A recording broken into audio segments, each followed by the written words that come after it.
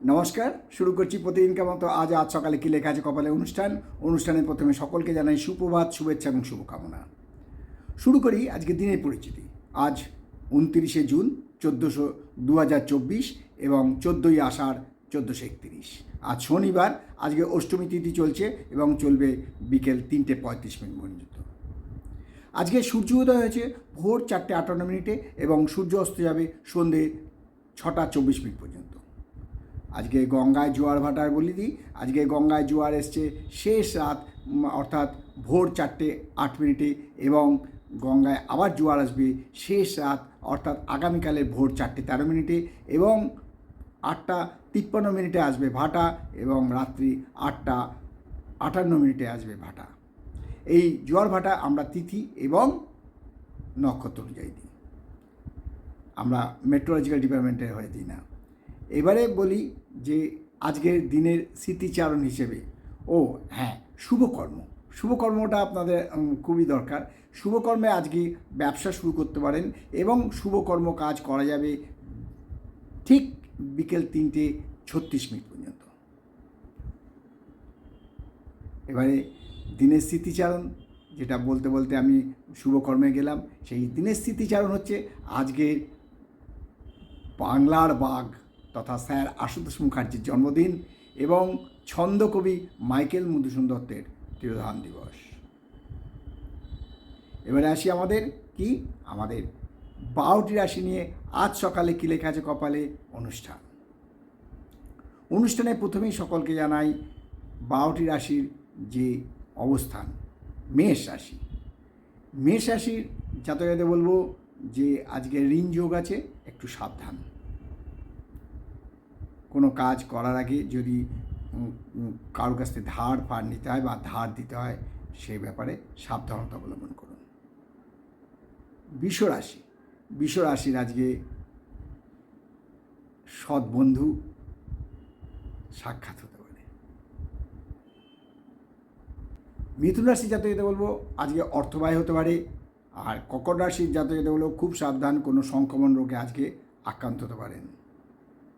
সিংহ রাশির জাতকদের একটাই কথা, আজ জনসেবায় দিন যাবে।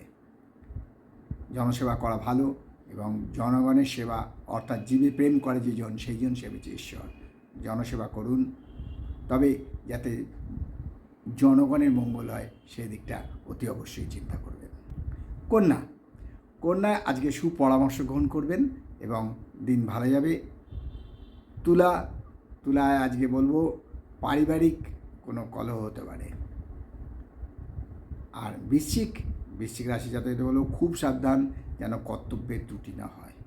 কোনো কর্তব্যে অবহেলা করবেন না, সে আপনি অফিসে করুন, ব্যবসায় করুন বা নিজের কোনো আয়োজিত কাজে, যেন কর্তব্যে কোনো ত্রুটি না হয়। ধনু রাশির জাতকদের আজ বিষণ্ণতায় দিন কাটবে। মকর রাশির জাতকদের বলবো স্নায়ুরোগ অর্থাৎ নার্ভের রোগে আক্রমণ হওয়ার সম্ভাবনা খুবই উজ্জ্বল। কুম্ভ রাশির জাতকদের বলবো অহংকারে ক্ষতি হতে পারে, অহংকার বোধ কমিয়ে আনুন যাতে নিজের মধ্যে অহংকার না আসে, তাতে ক্ষতি হওয়ার সম্ভাবনা আছে। মীন রাশির জাতকদের আজকে প্রাপ্তিতে বাধা। এই হলো 12টি রাশি নিয়ে আজ সকালে কী লেখা আছে কপালে অনুষ্ঠান।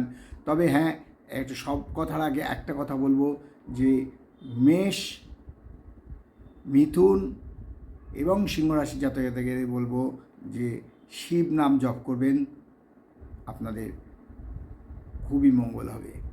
আর মকর, কুম্ভ, মীন সাথে ধনু, তারা বিশেষ করে আপনাদের যদিও ধনু শনি সাথেই শেষ হয়েছে কিন্তু আবার শনি বক্রিয় হওয়াতে একটু প্রভাব আছে। তাই বিশেষ করে মকর, কুম্ভ এবং মীন এই জাতকে বলবো খুব সাবধান, কারণ আপনাদের শনির সাথে চলছে। শনির সাথে জাতকদের ভীষণ সমস্যায় পড়তে হয়। যারা মকর রাশি, কুম্ভ রাশি এই দুই রাশির দেবতা হলেন শনি। এই শনিদেবের যাতে কোনো প্রকোপ আপনার ওপর না আসে তার জন্যে আপনি কর্পূর জ্বালান। হাওড়া জেলায় বলে বড় বাবা, বাঁকুড়া বীরভূমে বলে বড় দেবতা, তাই সবাইকে আমি বলছি আপনাদের মঙ্গলের জন্য, বিশেষ করে মকর এবং কুম্ভ রাশি জাতকদের বলবো প্রতি শনিবার সেখানে গিয়ে কর্পূর জ্বালিয়ে দিয়ে আসুন। আর বাদবাকি রাশির বলবো দুর্গা নাম জপ করতে। এই হলো 12টি রাশি নিয়ে আজকে সকালে কি লেখা আছে কপালে। আপনাদের কথা মতো সূর্য উদয়, সূর্য অস্ত এবং আজকের দিনের পরিচিতি, শুভকর্ম, স্মৃতিচারণ সবই আপনাদের নিবেদন করলাম।